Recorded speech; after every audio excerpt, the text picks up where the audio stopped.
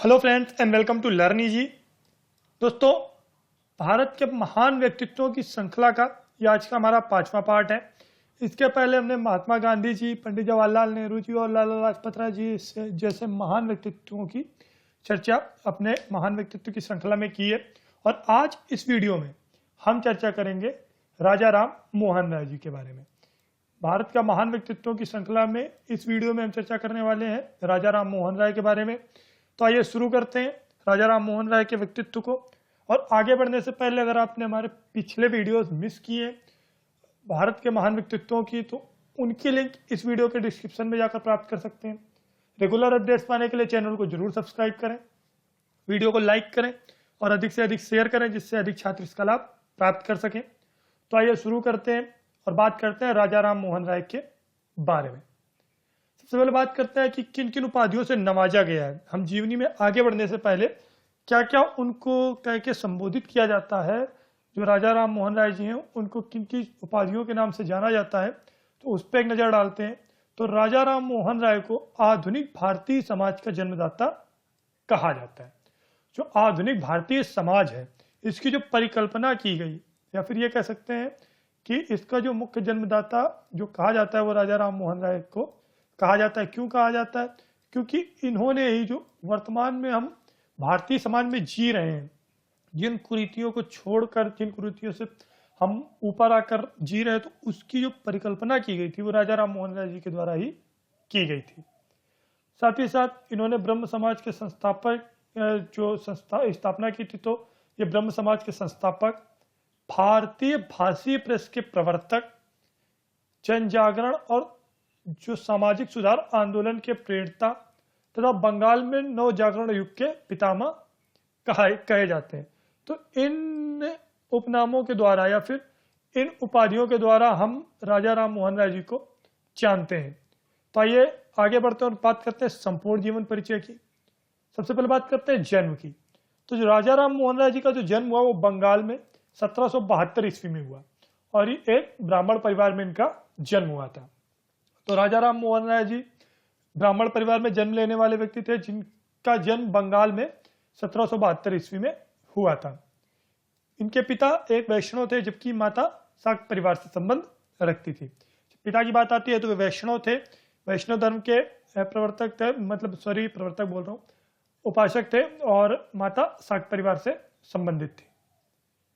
15 वर्ष की आयु तक इन्होंने बंगाली, संस्कृत, अरबी तथा फारसी भाषाओं को ज्ञान अर्जित कर लिया था।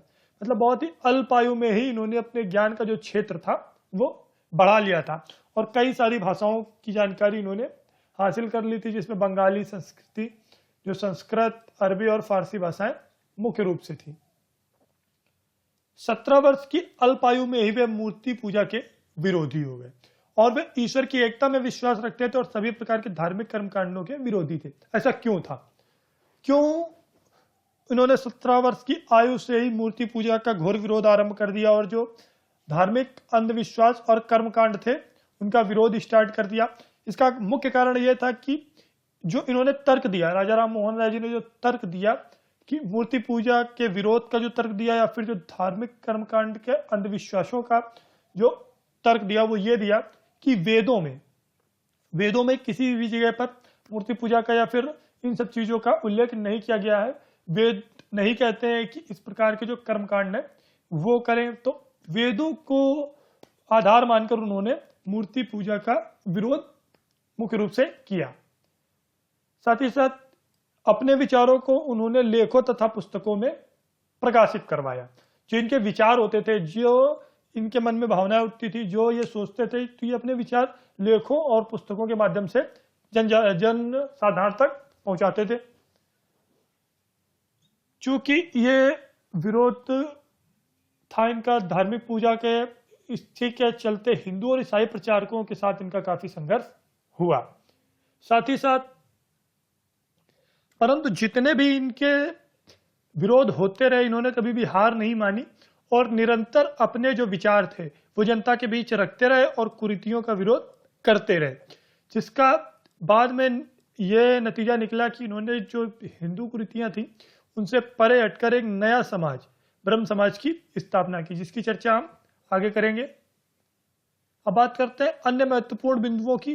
तो सबसे पहले बात करते हैं एक संक्षेप जीवन परिचय की एक बार फिर से। तो राजा राम मोहन राय जी आधुनिक शिक्षा के समर्थक थे। चूंकि इन्हें आधुनिक भारतीय समाज का पिता कहा जाता है या फिर जनक कहा जाता है, तो उसका कारण यही था कि ये जो कृतियाँ थी उनके विरोधी तो थे ही थे, साथ में जो आधुनिक शिक्षा है उसके भी ये समर्थक थे। वो चाहते थे कि जैसे जैसे शिक्षा का स्तर आगे बढ़ रहा है, भारतीय भी उस पर कदम मिलाकर आगे बढ़े। तो वो आधुनिक शिक्षा के मुख्य रूप से समर्थक थे तथा उन्होंने गणित और विज्ञान पर अपने लेख तथा पुस्तकें लिखी। गणित और विज्ञान पर भी उन्होंने अपने लेख और पुस्तकें लिखी। 1805 में राजा राम मोहन राय बंगाल में ईस्ट इंडिया कंपनी की सेवा में सम्मिलित हुए। मतलब ये अंग्रेजी सेवा में अंग्रेजों के साथ इन्होंने जॉब की, नौकरी की, और 1814 तक वे नौकरी करते रहे। तो कब से कब तक इन्होंने अंग्रेजों के साथ नौकरी की? तो 1805 से लेकर 1814 तक। बाद में नौकरी से अवकाश प्राप्त किया और वे कलकत्ता में स्थायी रूप से रहने लगे। और जब ये कलकत्ता में रहने लगे तो इनका जो एकमात्र लक्ष्य था वो ये था कि समाज में जो है उस सुधार को और ज्यादा ऊपर ले जाना, समाज के स्तर को ऊपर उठाना, जिसके चलते 1814 में उन्होंने आत्मीय सभा को आरंभ किया। तो यहां पर एक महत्वपूर्ण पॉइंट यह आता है कि सेवानिवृत्ति के बाद जो राजा राम मोहन राय ने कौन सी सभा की स्थापना की, या फिर सबसे पहले राजा राम मोहन राय ने किस सभा की स्थापना की? तो 1814 में उन्होंने आत्मीय सभा को स्थापित किया। आत्मीय सभा की स्थापना की गई राजा राम मोहन राय के द्वारा 1814 में। बाद में 1821 ईस्वी में उन्होंने यूनिटेरियन एसोसिएशन की स्थापना की। यूनिटेरियन एसोसिएशन किसके द्वारा स्थापित किया गया और कब स्थापित किया गया? तो 1821 में राजा राम मोहन राय जी के द्वारा यूनिटेरियन एसोसिएशन की स्थापना की गई।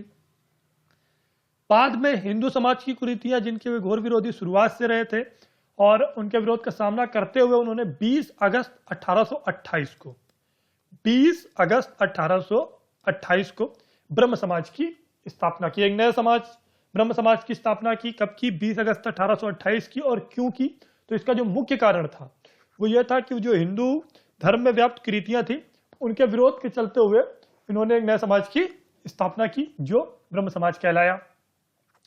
ब्रह्म समाज की विस्तृत चर्चा जो सिर्फ ब्रह्म समाज पर आधारित होगी वो हम अपने आने वाले वीडियोस में करेंगे, जिसमें ब्रह्म समाज, आर्य समाज, प्रार्थना सभा, इन सब समाजों की और सभाओं की विस्तृत चर्चा करेंगे।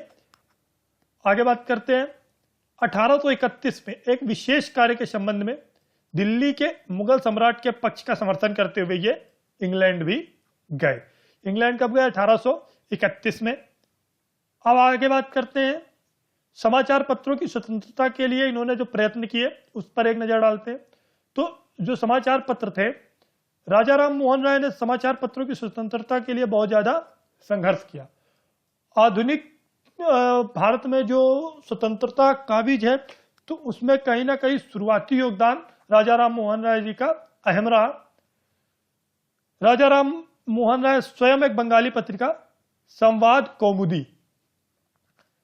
कौमुदी का संपादन करते थे। कौन सी पत्रिका का संपादन किया जाता था? तो संपाद कौमुदी का संपादन राजा राम मोहन राय जी के द्वारा किया जाता था। और संपाद कौमुदी से संबंधित एक तथ्य यह भी है कि संपाद कौमुदी किसी भारतीय के द्वारा संपादित की जाने वाली जो शुरुआत की पत्रिका है उनमें से एक थी। 1833 ईस्वी के समाचार पत्र नियमों के विरुद्ध प्रबल आंदोलन चलाया गया। इन्होंने सर्वोच्च न्यायालय को एक स्मृति पत्र दिया जिसमें उन्होंने समाचार पत्रों की स्वतंत्रता के लाभों पर अपने विचार प्रकट किए। उन्होंने सर्वोच्च न्यायालय, सुप्रीम कोर्ट को एक स्मृति पत्र देकर यह बताया कि अगर समाचार पत्रों की स्वतंत्रता होगी देश में तो उससे क्या क्या देश के लिए लाभ हो सकते हैं। तो लाभों के बारे में अपने विचार उन्होंने सर्वोच्च न्यायालय को अवगत कराए। समाचार पत्रों की स्वतंत्रता के लिए उनके द्वारा चलाए गए आंदोलन के द्वारा ही बाद में जो 1835 ईस्वी में समाचार पत्रों की जो आजादी का मार्ग प्रशस्त हुआ।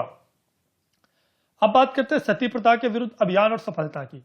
तो राजा राम मोहन राय जी ने, जैसा कि शुरुआत से बात कर रहे हैं, कि हिंदू कुरीतियों के घोर विरोधी थे।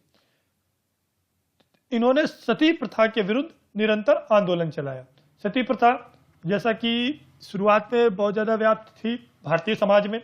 सती प्रथा जिसे सब लोग जानते हैं कि जब कोई विवाहित स्त्री, जब उसका पति का देहांत हो जाता है, उसके बाद पति के साथ ही पत्नी को भी प्राण त्याग देना, ऐसा सती प्रथा में चलन था। लेकिन राजा राम मोहन राय ने सती प्रथा के विरुद्ध में निरंतर अभियान चलाया और उसको बंद कराने के हमेशा समर्थक रहे। यह आंदोलन इन्होंने समाचार पत्रों और मंचों दोनों माध्यमों से चलाया। जहां कहीं से इनको मौका मिला, इन्होंने सती प्रथा के विरोध में आंदोलन जारी रखा। बाद में जिसका नतीजा यह निकला कि लॉर्ड विलियम बेंटिंग ने 1829 में सती प्रथा को बंद करने का निर्णय ले लिया। अब बात करते हैं विदेश में प्रथम भारतीय किस रूप से, तो 1831 से 1834 तक इंग्लैंड प्रवास काल में थे, जैसा कि भी चर्चा की। तो राजा राम मोहन जी ब्रिटिश भारत की प्रशासनिक पद्धति सुधार के लिए इन्होंने वहां पर आंदोलन किया। ब्रिटिश संसद के द्वारा भारतीय मामलों पर परामर्श लिए जाने वाले प्रथम भारतीय जो थे वो राजा राम मोहन राय जी थे। तो ब्रिटिश संसद के द्वारा भारतीय मामलों पर परामर्श जिससे लिया गया वो प्रथम भारतीय कौन थे, तो राजा राम मोहन राय जी थे। बाद में जब अभी बात की 31 से जब वो इंग्लैंड गए, तो 27 सितंबर 1833 को इंग्लैंड में ही राजा राम मोहन राय जी की मृत्यु हो गई, देहांत हो गया उनका। यात्रा के मध्य में, जैसा कि यात्रा पर ये 1831 को निकले थे, मेनिनजाइटिस हो गया इनको जो रोग, तो उसके कारण यहाँ ब्रिटेन में ही उनकी अप्रत्याशित मृत्यु हो गई, निधन हो गया उनका। ब्रिटेन में तात्कालिक समय में जो था वो अनुमति नहीं थी शव को दाह संस्कार करने की, जिसके कारण उनके शव को भूमि में दबा दिया गया और एक समाधि निर्मित की गई। तो फ्रेंड्स, इस वीडियो में हमने चर्चा की राजा राम मोहन राय जी के व्यक्तित्व के बारे में, जीवन परिचय के बारे में संपूर्ण चर्चा की। इस वीडियो को देखने के लिए धन्यवाद। इस वीडियो को लाइक करें और शेयर करें जिससे अधिक लोग इसका लाभ प्राप्त करें। रेगुलर अपडेट्स पाने के लिए चैनल को सब्सक्राइब करें। अपने विचार हमें कमेंट बॉक्स में बताएं। इस वीडियो को देखने के लिए धन्यवाद। Thank you.